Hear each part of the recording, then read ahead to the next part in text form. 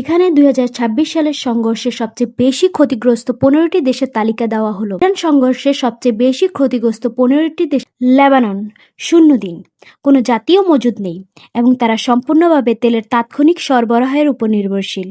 অবরোধের ৪৮ ঘণ্টার মধ্যেই তাদের পরিবহন ব্যবস্থা স্থবির হয়ে পড়বে। শ্রীলঙ্কা ১২ দিন, ২০২২ সালের পর পুনরুদ্ধার হওয়া সত্ত্বেও তেলের মজুদ অত্যন্ত ঝুঁকিপূর্ণ। জ্বালানি সরবরাহ শুধু জরুরি পরিষেবাগুলোর জন্য সীমিত করা হয়েছে। পাকিস্তান ২০ দিন, ২৪ কোটি মানুষ মাত্র ৩ সপ্তাহের তেলের মজুদের উপর নির্ভরশীল। রেমিটেন্স বা প্রবাসী আয়ের $২৮ বিলিয়ন ঘাটতি নতুন জ্বালানি কেনা প্রায় অসম্ভব করে তুলেছে। জর্ডান ২৮ দিন, চারিদিকে স্থলবেষ্টিত দেশ হওয়ায় এখানে সামরিক কাজে জ্বালানির খরচ অনেক বেশি। আঞ্চলিক নিরাপত্তা ব্যয় ৪০০% বৃদ্ধি পাওয়ায় তাদের ৪ সপ্তাহের মজুদ দ্রুত শেষ হয়ে আসছে। বাংলাদেশ ৩৮ দিন, উৎপাদন খাতের কেন্দ্রে এই দেশে এলএনজি এর দাম ১০০% বেড়ে যাওয়ায় ৪০% টেক্সটাইল জোন বন্ধ হয়ে গেছে। ফিলিপাইন ৪৫ দিন, আমদানির উপর অত্যন্ত নির্ভরশীল এই দেশের ১০% শ্রমশক্তি এখন চরম ঝুঁকির মুখে। তাদের ৬ সপ্তাহের টিকে থাকার সময়সীমা দ্রুত কমে আসছে। মিশর ৫৫ দিন, পরিবহন খাতের তেলের মজুদ ২ মাসেরও কম। এর উপর সুয়েজ খাল থেকে আসা আয়ের $৯ বিলিয়ন ক্ষতি পরিস্থিতিকে আরও খারাপ করে তুলেছে।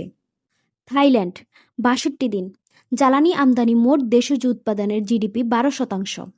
২৬ সালের এই মূল্যবৃদ্ধি পর্যটন ভিত্তিক বিমান চলাচল পুনরুদ্ধারে বাধা সৃষ্টি করছে। ভারত ৭৪ দিন, সম্মিলিত এসপিআর এবং শোধনাগার মজুদ ১০ সপ্তাহের নিরাপত্তা দেয়, যেখানে উপসাগরীয় দেশগুলোর উপর ৬০% আমদানি নির্ভরতা রয়েছে। যুক্তরাজ্য ৯০ দিন, আইইএর শর্ত পূরণ করলেও ইউরোপের মধ্যে সবচেয়ে কম গ্যাস মজুদ রয়েছে, যার ফলে তেল মজুদ একটি বিভ্রান্তিকর নিরাপত্তা ধারণায় পরিণত হয়েছে।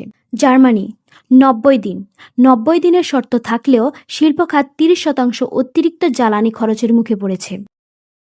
দক্ষিণ কোরিয়া ১২০ দিন, এই ১৪ সপ্তাহে সেমিকন্ডাক্টর উৎপাদন বজায় রাখতে লেভেল ৩ জ্বালানি রেশনিং চালু করা হয়েছে। চীন ১১৫ দিন, $৩.২ ট্রিলিয়ন রিজার্ভের মাধ্যমে ৪ মাসের একটি সুরক্ষা তৈরি করেছে, তবে দীর্ঘ সময় অবরোধ চললে বৈশ্বিক উৎপাদন স্থবির হয়ে পড়বে। জাপান ১৪৫ দিন, গোল্ড স্ট্যান্ডার্ড বিশাল কৌশলগত মজুদ, একে উচ্চ আর্থিক খরচে ৫ মাস পর্যন্ত অবরোধ মোকাবেলার সক্ষমতা দেয়। নেপাল ১৮০+ দিন, আঞ্চলিক ব্যতিক্রম। ২০২৬ সালে জলবিদ্যুৎ রপ্তানি এবং কম পেট্রোলিয়াম নির্ভর মডেল দেশটিকে সবচেয়ে স্থিতিশীল করে তুলেছে।